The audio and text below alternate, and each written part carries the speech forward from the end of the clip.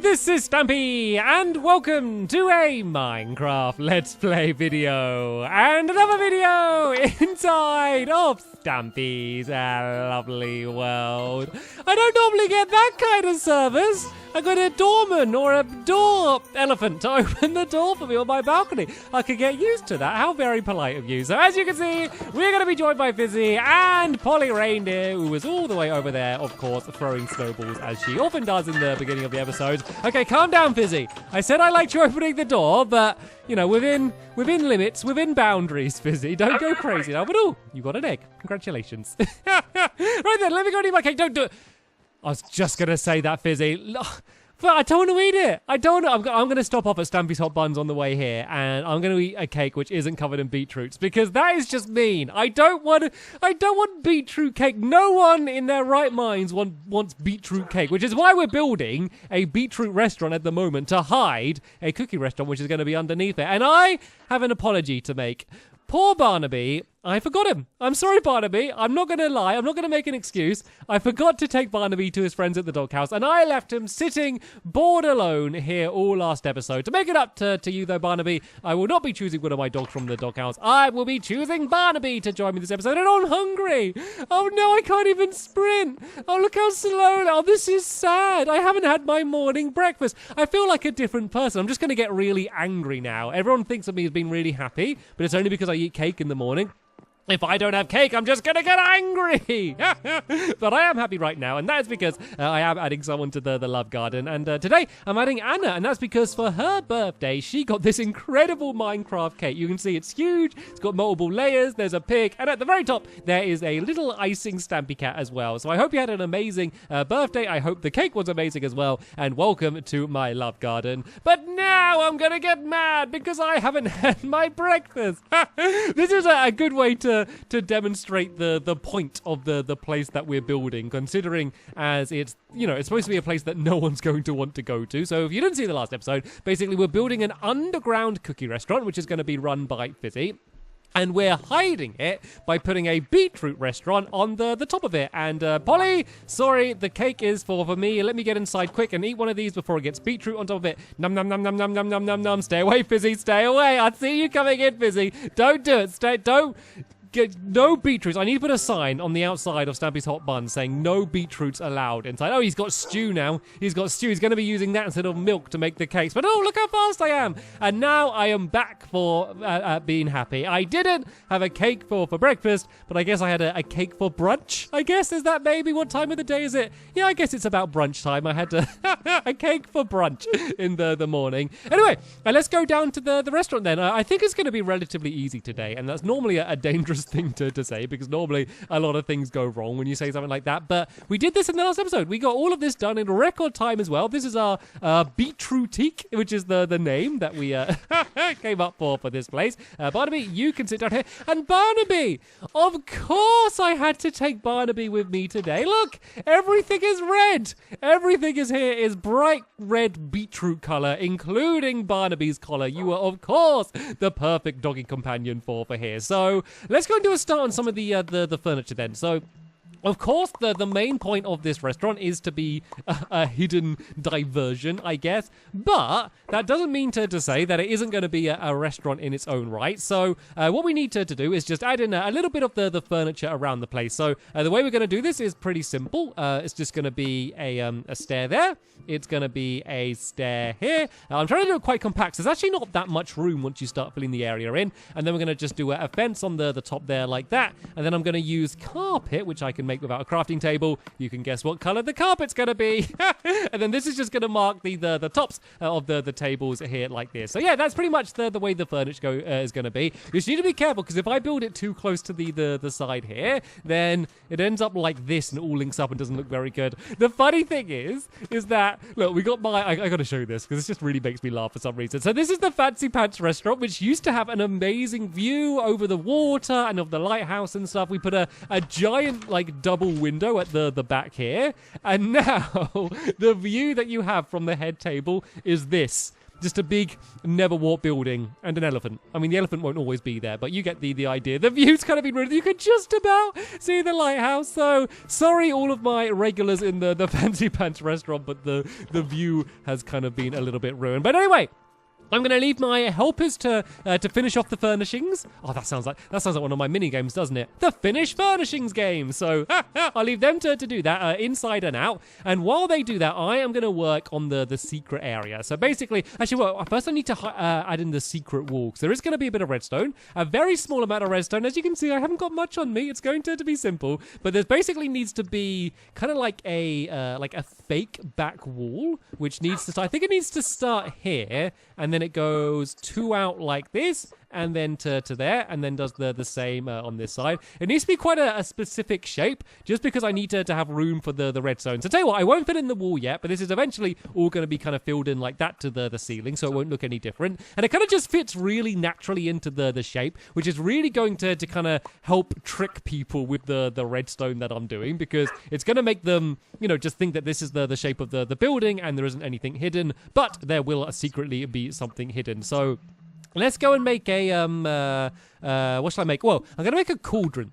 Okay, and the reason I'm going to make a cauldron is the cauldron is actually the key, quite literally, to how all of this stuff is going to work. So what we want to have happen is so that this cauldron is filled up with water, and when it is, that means that everything's going to be normal, but when you take the water out of the cauldron, which no one would ever think of doing, it's going to pull back the cauldron and a bit of the wall, and then that's going to reveal a secret area underneath. So yeah, no levers, no buttons, no pressure plates, no trip wires, none of the normal things you would expect in Redstone, but a cauldron is going to be the key to how all of this stuff is going to work. The elephant inside of the cauldron isn't required, but very preferable, I'd say. And you know what? I might actually eat this beetroot stew. As soon as I'm in this place here, and I am a little bit peckish, I was looking for something to eat anyway, so I'd much rather eat the stew rather than just a straight up beetroot. So yeah. Let me go straight into kind of showing you how this place is going to work. So all you need is a couple comparators, a couple repeaters, and then just a tiny bit of redstone. So I think I'll use red wool as the blocks as well. So what we need to do is we need to add a, well, let's add the pistons in first, shall we? So these are going to be completely hidden as well, and they're going to be back here. So I think I can do them straight back against this wall, which means when they're extended, that will be keeping the cauldron and the block underneath it in place. And oh no! Oh, don't fall down. Don't do it. Don't do it. No! Oh, I caught it. I thought it was going to go then. I thought I'd lost it, but I was just able to catch it. Right. Oh no, how am I going to do this? I need to place a piston so it's facing this way, but down on that block there. If I look at the top of the block, is it? Nope. I don't know how I can do this. Don't fall. Don't do it. Don't do it. No! So close. I don't even know how I can do this. Do I have to, I might have to make a ladder. I might have to build a ladder just to go ever so slightly down so I can go and place that that piston down. It's just because I've dug out the big area for the underneath already. Maybe I was a little bit too eager doing that. So there we go. If I stand here, I can now place this. There we go. That is exactly what oh no! Why did I do that? Why did I stand up? Oh, I got really confused then as to what direction I was in. Luckily though, we do have a ladder to make our way back up and down here. And Barnaby, I just realized I left Barnaby sitting down. And at least he's in the restaurant with us. So right then, 2 pistons are now in place here. Be careful of the drop, by the way, Polly. It's pretty painful. So when these are extended, they are going to be kind of grabbing onto here. So tell you what, let's go and careful of that drop, Polly. Please be careful. Right, so let's go and add the water down here. And we want it so that when the water's in, it's going to be extended and then it's going to switch around. So if I put a comparator down here, this is basically going to send a signal when there's water in it. So if I go and take the water out, the signal's off. Put it back in, then the water goes back on. So all we need to do then is make it so this signal is linking up with the repeater. And a nice neat way of doing this is just to do it through blocks rather than actually having a trail of redstone. Because it's just such a little small area, it all kind of gets a bit compact in. So this signal is sent to this block, which lights up this redstone here, and then we can just go and add in a couple repeaters that push it to the piston. So there we go. That's the way it works here. And as you can see, I can take the water out, and then it goes and pulls it away. The problem is now, is getting it back is the only issue. So now the only other thing we need to add in is another comparator, which is going to go here. And then that means it's going to be detecting if there's water in the cauldron now, which means, once again, if I put the water in, it gets extended. And so now I can take the water out, pull back, and then put it back in. It gets extended. And as you can see, it's both blocks being moved. It's not just the cauldron. Oh, whoopsies. It's whoopsies again. It's the block underneath. And oh, it's because I'm crouched. I was placing the water like on the cauldron rather than in the cauldron. And oh, did I break something? I did. I broke repeaters. Thank you for passing that to me, Polly. Oh, I broke everything. Oh no, how silly of me. So these need to go here and there like that as well. There we go. Back to the way it should be. And let's cover this up before I end up breaking it again then, Polly. So I recommend moving away because otherwise you're going to be trapped inside of the walls of a beetroot restaurant for the rest of your life, which doesn't sound like a fun way to live your life unless you really love beetroots. Not that you'll be able to eat any stuck behind the wall. So you'll see that once I fill in this entire area here, it's basically completely covered. Like, you'd look at that there, and you would have no idea that there's really kind of anything going on behind there at all. It just looks like there's a wall, and then you open it, and then there's going to be a secret tunnel leading down there, and we just go and add in some, I guess, some ladders or something to make your way down. So, just to make this a little bit more convincing as a restaurant, which I guess it is going to be, let me go and add, like, a countertop in then, shall we? So, we'll keep with the theme, and I'll be using this acacia wood here, and let's just kind of do this as the counter where you'd come to go and begin ordering all of your beetroot. So I think I have a trapdoor down here that they'll be able to use to enter, and I guess because everything's kind of a little bit slanted and weird, we go along to here. Sorry, Fizzy, I'm breaking away a few of your seats. I need to use the room. I don't know where Fizzy's got to, actually. I saw him starting to do something around there, and what's he? I don't know. Whatever. We're going to have a look at that in a little bit. But now let's see if we can go and get this place finished here. So, yeah, this is going to be kind of behind the scenes here. So, let's kind of keep making it a little bit more convincing. Well, let's add some lights in first because it's a little bit dull around here. So, add a couple lights in there. We should add in some item frames I have up here. And this is, well, this is supposed to basically be, like, the menu. But there's really only one thing in the menu. You know when you go into, like, a restaurant or, like, a fast food place and they have, like, giant pictures of the food behind the counter? This is what this is supposed to be. But when the place only sells one... Oh, not even going to eat it. Don't even want it. Going to have bread instead. So, yeah, it's like that, but they only have one food. So it's like... Beetroot, beetroot, beetroot, or beetroot. What would you like to eat today? And then if I go and add in some chests, I can go and place these. No, that would be bread. I'll place them down here and here, maybe. Let's keep the kind of more symmetrical style going. And this one can be full of beetroot, and this one over here can be also full of beetroot. Seen as that is the only thing for sale. Then let's go and make the trap door as well, and go and place that down just to kind of mark how you'd get in and out. And then I'm gonna go and properly look around the restaurant because I kind of left Fizzy and Polly to build it and didn't really look at it. This looks good. As I said, like, there's not actually a huge amount of room. Like, when you build things slanted like this, it's really hard to kind of fit things in without them all kind of merging together. And to be fair, it doesn't matter because we could probably have like one table and chair in here and we'd probably still never be filled up. So having loads more furniture doesn't really matter at all. But let's go and check out outside. The thing is, it actually looks all right. Like, that's the whole thing is it's supposed to look like a type of restaurant that no one would want to go to.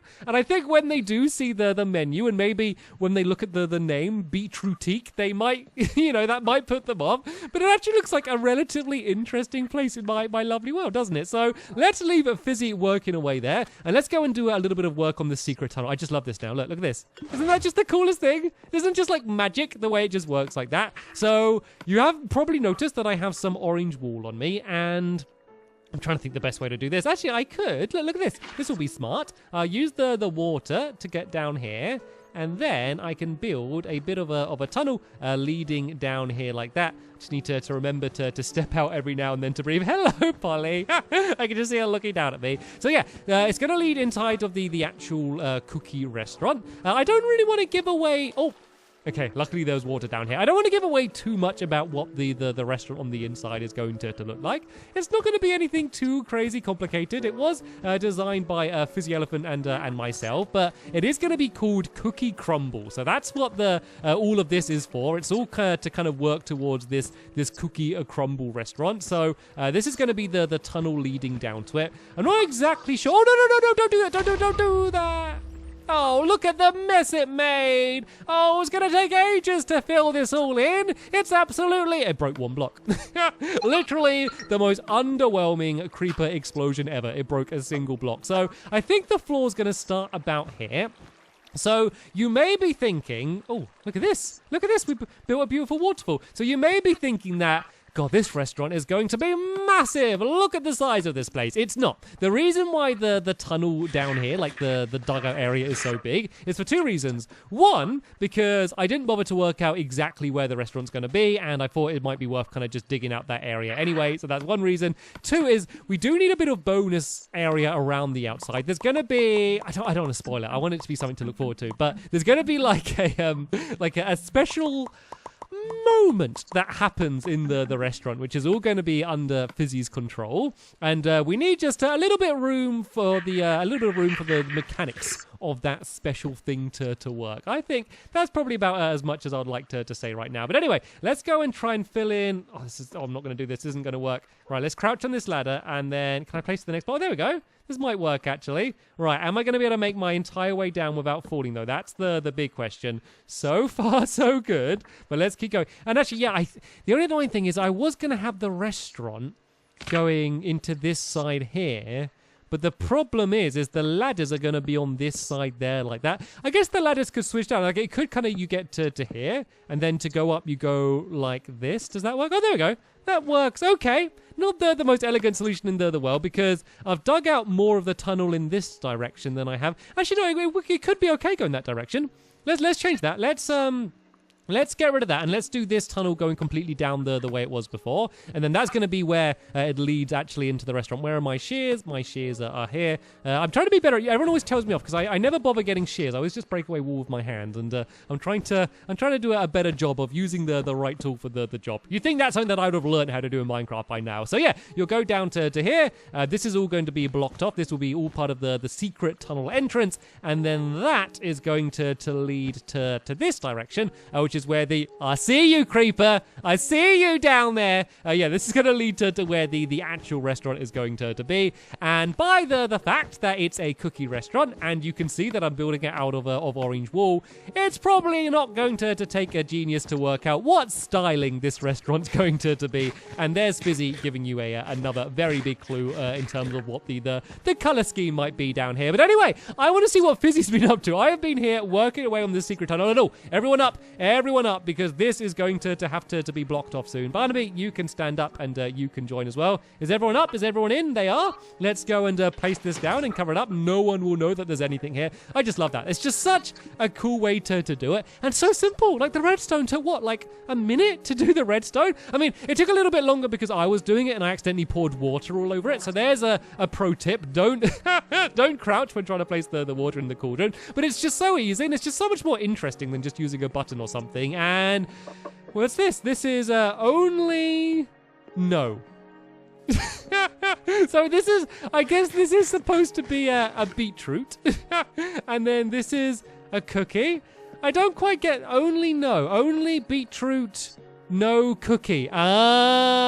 Okay, so this is like an advert for this restaurant saying this restaurant only sells beetroots instead of cookies, just to keep those evil cookie crunchers away from getting into your restaurant and eating all of your stock. It's like the opposite of what like an actual shop or restaurant would want. Like, it's actively trying to scare away customers by pretending the place is worse than it actually is. Anyway, though, I do believe that our beetrootique is now 100% complete. And this is normally when I'd start patting myself on the back and saying, well done, we were able to build it, isn't it great? But no, we are still only halfway through this build because the top fake restaurant is complete, but we haven't even properly started on the cookie crumble restaurant, which is going to be underneath. But don't worry, Fizzy, we will be beginning to build that in the next episode. But for now, I want to say a very big thank you to both Fizzy and Polly for helping me out this episode. A very big thank you to Barnaby, and an apology for getting him in the last episode. And of course, as always, a very big thank you to all of you for watching. But sadly, that is the end of this episode here. So for now, I will see you all later. Bye!